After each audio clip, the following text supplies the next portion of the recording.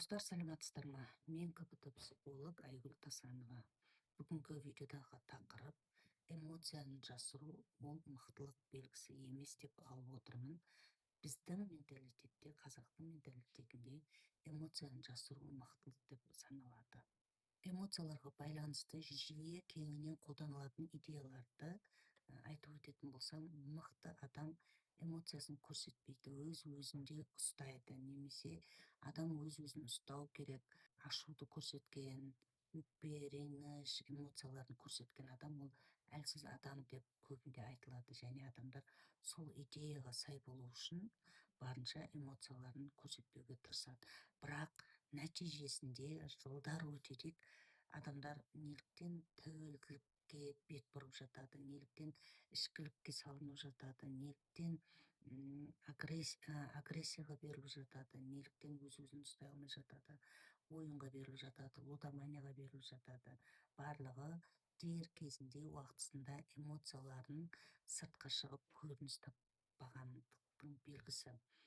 Көбіңіз ойлайтын шығарсыздар, қазір эмоциядан ашуланып тұрсақ, бірден бәрін қан талқанын шығарып ашуды көрсету керек деп. Жоқ, психологиялық тұрғыда эмоцияларды ешкімге зиян тигізбей шығаруға болады. Және оны қалай шығару керек, сол туралы сөйлесетін боламыз. Жалпы эмоцияны жасыру КПТ психологияда осындай бір әрекет бар, поведенческий әрекет бар. Ол эмоцияны жасыру, эмоциядан қашу деп беріледі, избегание деп беріледі. Ал КПТ-да қашқан сайын сол дүние адамға жабысып, сол дүние ұлғая береді, көбейе береді, процесс болсын, ол мейлі көбейе береді, ұлғая береді және бекіп қала береді. Сондықтан КПТ-да қашу стратегиясы ең тиімсіз, ең керексіз стратегия деп танылады. Ал эмоцияны жасыру ол қашу белгісі. КПТ терапияда эмоция ағзаның қандай да бір жағдайға берілетін реакциясы, және ол табиғи деп танылады. Яғни кез келген эмоция пайда болар алдын, оның алдында адамның ойы болады, сол ой эмоцияны тудырады және ол әрекеттерге алып келеді. Эмоцияны басқан кезде біз әрекет бөлімін өшіріп тастаймыз, яғни көрсетпеу, айтпау, шығармау, білдірмеу деген әрекеттік процеске көшіп жатамыз. Бірақ эмоция сол күйінде адам бойында қалады. Мысалы, адам ашуланады, оның ойы бір дүниені әділетсіздік таниды, денесінің бәрі кернеуде, сондай напряжениеде болады, бірақ сыртқы көрініске ештеңе көрсетпейді, ол үндемей қалады.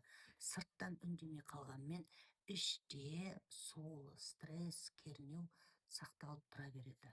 Адам өзіне эмоциясын көрсетуге рұқсат бермеген кезде іште кернеу көбейе береді, ұлғая береді. Көп өзіне запрет қойған сайын сол құрылым іштегі кернеу көбейе береді. Соңында бұл неге алып келеді? Психосоматикалық ауруларға алып келеді. Адам бойында қандай да мазасыздық пайда болады, депрессия пайда болады, стресс пайда болады. Адам іште жинап бір жарылып кетуі мүмкін, жанартау сияқты. Ол кезде жан-жағын бәріне зиян тиюі мүмкін, өзіне де зиян тиюі мүмкін.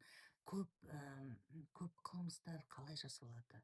Яғни адам өзінің эмоциясын басқара алмаған кезде ұзақ уақыт дұрыс жолмен шығармайды, бірақ іште жинала береді. Бір кезде ол жанартау сияқты атқылаған кезде жан-жағын бәрін қиратып, құртып тастайды. Көп қылмыстар солай жасалады, эмоцияның жетегінде кеткен кезде.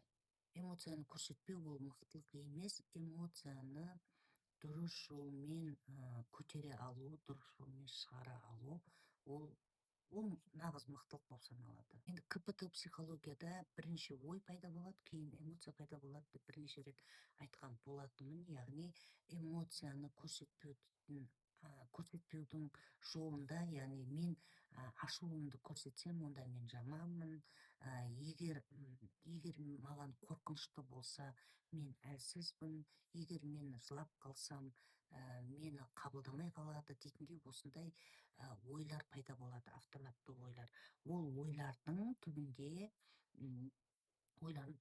нанымдар жатады. Сол нанымдар сондай автоматты ойларды тудырады. Эмоцияны көрсетпе ол қашу стратегиясы деп айтқан болатынмын. Ендеше қалай қашпай дұрыс жолмен шығаруды сіздерге айтып өтейін. Бірінші қадам эмоцияны байқау. Мен қазір не сезініп тұрмын? Қандай эмоция сезініп тұрмын?